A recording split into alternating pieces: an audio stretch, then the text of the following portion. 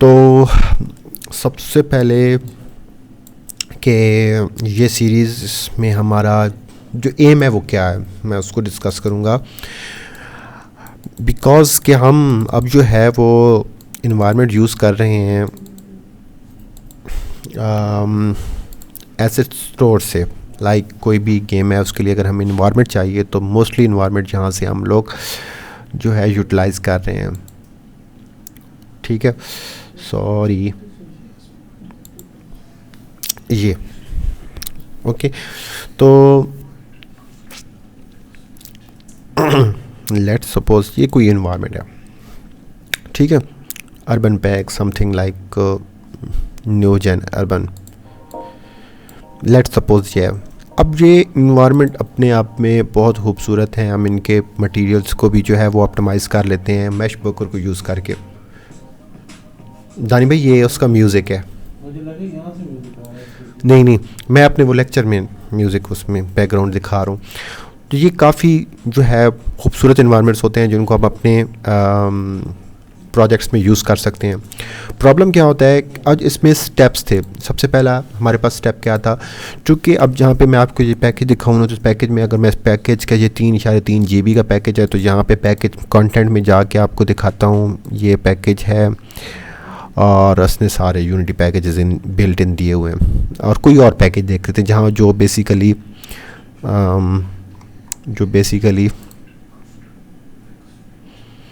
जिसमें package content देख लें। लाइक मैंने एक पैकेज इंपोर्ट किया, इसका नाम क्या है, कोलोनिकल सिटी पैक। मैं इसको कॉपी कर लेता हूँ, Ctrl+C अपने प्रोजेक्ट में, और जहाँ से एज स्टोर के ऊपर आपको ये दिखाता हूँ। ये आ गया कोलोनिकल सिटी पैक। ये एक पैकेज है जिसमें बहुत खूबसूरत सी एक सिटी बनी हुई है। पैकेज में कंटेंट आपको दिखाऊं तो 700 समथिंग फाइल्स हैं। टेक्सचर्स दिखाऊं तो इतने ज़्यादा जो है ना इसके टेक्सचर्स हैं।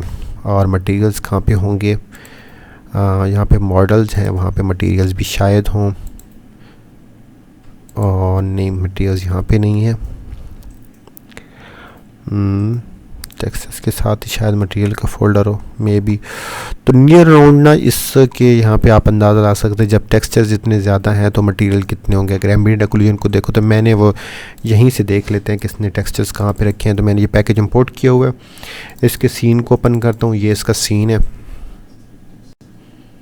लाइक मैं इसको सिलेक्ट करता हूँ मॉडल को, और मॉडल के मैं आपको मटेरियल दिखाता हूँ। ये पड़े हैं हर मॉडल के, मॉडल्स के अंदर बिल्डिंग्स, और बिल्डिंग्स के अंदर हर एक चर्च के हैं। इसी तरह चर्च 2 के अलग मटेरियल्स हैं। इसी तरह जो है वो चर्च के अलावा होटल में चलते हैं तो होटल के अपने मटेरियल्स हैं। ये 3 स्किन है, डाउन, प्रिंसिपल, टॉप। इसके अलावा जनाब साहब जो है वो यहाँ पे हर एक मॉडल के ऊपर मटेरियल तो एक ही है साइन, यहाँ पे हम चेक कर सकते हैं, हमें पता चलता है। नहीं 3 मटेरियल्स भी हैं, बिल्कुल ओके हो गया।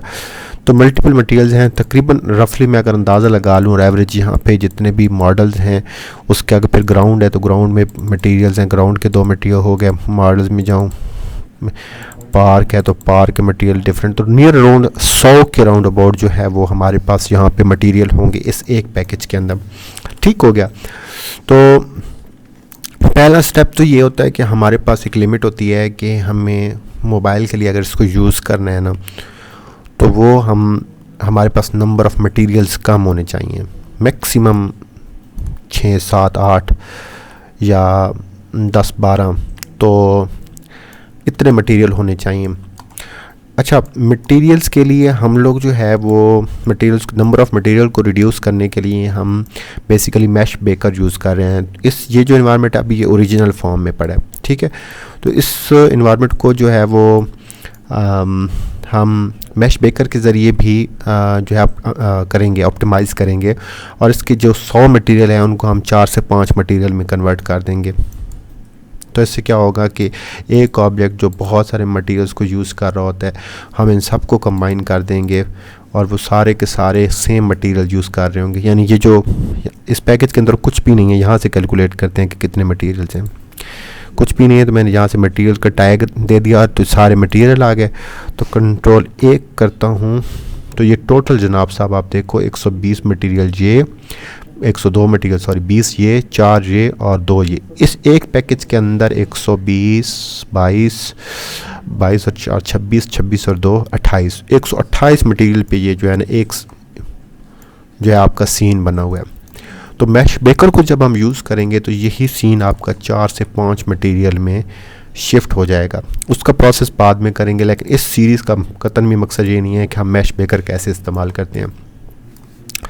तो ऑप्टिमाइजेशन में फर्स्ट स्टेप जो है वो हमने कवर कर लिया है, जो कि डन है। मे भी हो सकता है इस इन्वायरमेंट के बाद में वो ऐड कर दूं कि हम मटेरियल को कैसे ऑप्टिमाइज़ करते हैं। दूसरा जो मेन स्टेप होता है, 2 मेन स्टेप हैं। दूसरा मेन स्टेप होता है इसकी मैश को ऑप्टिमाइज़ करना। तो मैश की ऑप्टिमाइजेशन से क्या मुराद है, यहाँ से किसी एक मैं मॉडल को जो है वो लेता हूँ। अच्छा, इसको जो है ना इन्वायरमेंट को हम यहाँ पे मैंने यूनिटी का वर्जन जो है वो 2022.39 जो है वो ओपन किया हुआ है। मैं इस पैकेज को ज़रा अपने जो है यहीं से वायर फ्रेम कर देता हूँ, लेकिन ये आपके पास जो वर्जन है आपने उसी में इस पर काम करना है। ये थोड़ा सा इसका गिज़्मो वगैरह चेंज है, लुक एंड फील चेंज है। तो यहाँ से मैं इसको वायर फ्रेम करता हूँ। तो वायर फ्रेम करते हैं तो हमें ना जो है वो आइडिया हो जाता है कि कहाँ कहाँ पे जो है ना कंजस्टेड मैश यूज़ हुई है और कौन से जो मॉडल्स हैं ना वो हाई पोली हैं। अब यहाँ पे मैं अगर बात करूँ तो यहाँ पे साफ मुझे नज़र आ रहा है यहाँ पे कुछ मैश ज़्यादा पड़ी है, ये मैश ज़्यादा है, ये ज़्यादा है, ये ज़्यादा है, इधर करते कराते। तो हमें ना पहला स्टेप जो था वो ये था कि हमने मटेरियल को रिड्यूस करना था। वो हमने बहुत अच्छे तरीके से कवर कर लिया हुआ है। उसकी जो है वो ट्रेनिंग सीरीज़ आपको सेपरेट मिल जाएगी, या वो लाइव ट्रेनिंग सेक्शन रिकॉर्ड करके हम डाल देंगे कि हम कैसे जो है वो इन्वायरमेंट का रिड्यूस करते हैं। जबकि इसके बाद दूसरा स्टेप क्या होता है कि जो हाई पॉली मॉडल्स हैं उनको लो पॉली में कन्वर्ट करना, यानी कि नंबर ऑफ पॉलीगॉन्स को रिड्यूस करना। तो मैं यहाँ पे इस बिल्डिंग को देखता हूँ, ये बिल्डिंग, दिस वन, फोकस, ठीक है। अगर इस बिल्डिंग के प्रीफैब को मैं ओपन करूँ ना तो ये इस बिल्डिंग का प्रीफैब है, ठीक है। और अगर इसको वायर फ्रेम मोड में जाके देखूँ ना तो आपको आइडिया होगा कि ओवरऑल ये लो पॉली मॉडल है, लेकिन इसके जो पिलर्स हैं ये काफ़ी हाई पॉली हैं। यहाँ से भी जो है बहुत हाई पॉली है। तो हमने करना क्या होता है कि हमने मॉडल को जो है ऑप्टिमाइज़ करना होता है। चलो सही है, अभी मेरे लेक्चर फिर से रिकॉर्डिंग शुरू हो चुकी है दानी भाई। तो यहाँ पे ये एक मॉडल है, तो इस मॉडल में ना अब थोड़ा सा टेक्निकली मैं एक चीज़ आपको समझाऊँ, जो मैंने पीछे भी 1-2 लेक्चर सीरीज़ में ये चीज़ कवर की है कि एक्चुअली होता क्या है जब हम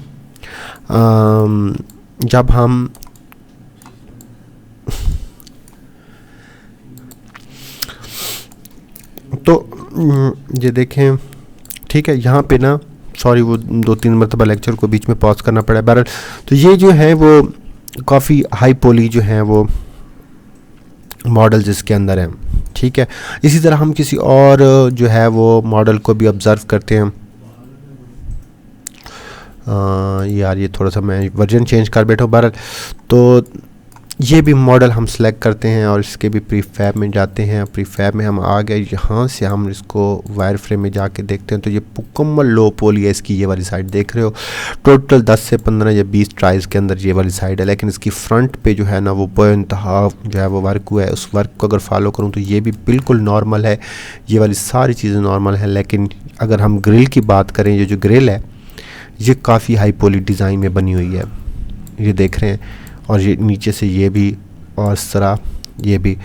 तो हमने इस सीरीज़ के अंदर ये सीखना है कि हमारे पास कौन कौन सी जो है वो टेक्निक्स होती हैं और कैसे कैसे हम अपने जो मॉडल्स हैं उनको कन्वर्ट कर सकते हैं लो पोली में, ठीक है।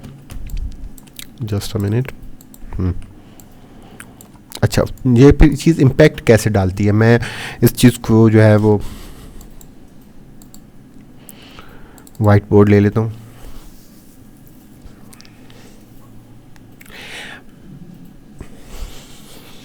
यहाँ पे मैं थोड़ा सा समझाने की कोशिश करता हूँ।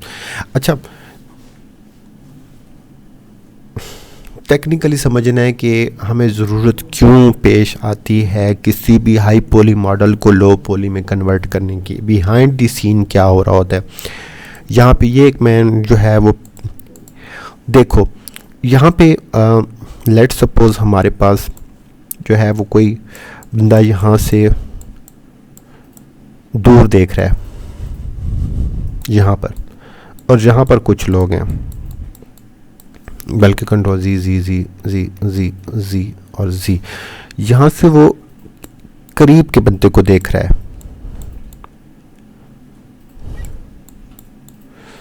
ठीक है। तो उसके साथ अगर सामने उसके 10 भी जो हैं वो लोग होंगे, थोड़ी सी एग्जांपल ऐसी है जो समझने में बड़ी आसानी होती है, 10 भी लोग होंगे तो वो चूँकि इसके करीब खड़े हैं तो वो उनको बहुत अच्छे से पहचान लेगा कि कौन बंदा कौन है, ठीक है। जब एक जैसे आपके 5 फुट के फासले पे, 10 फुट के फासले पे, 20 फुट के फासले पे अगर यही लोग जो हैं ये कुछ ज़्यादा फासले पे चले जाएं यहाँ के बजाय, मुझे यहाँ पे एक तो वो छोटे नज़र आएंगे, जाहिर है जितना जितना फासला बढ़ता जाएगा वो उतने ही स्केल वाइज छोटे नज़र आएंगे। साथ में इनको जो पहचानना है वो मुश्किल होता जाएगा एक नॉर्मल बंदे के लिए भी, ठीक है। तो सेम इस नॉर्मल बंदे को आप समझो कि ये जो है कैमरा है यूनिटी में, जो चीज़ें जितनी दूर होंगी, ठीक है, उनको कैमरे से देखना उतना डिफ़िकल्ट होगा, ठीक है, ये चीज़ें, और वो जितनी नज़दीक होंगी। तो सिंपल अल्फाज में जो भी ऑब्जेक्ट है, अगर मैं आप इधर भी समझा देता हूँ कि यूनिटी में जो ऑप्टिमाइजेशन होती है, जो रेंडरिंग होती है, वो कॉस्टली हो जाती है जब ऑब्जेक्ट बहुत दूर चला जाता है और वो अगर हाई पॉली हो। कहने का मतलब ये है कि अब यहाँ से कोई मॉडल ले लेता हूँ, ये एक ट्री है,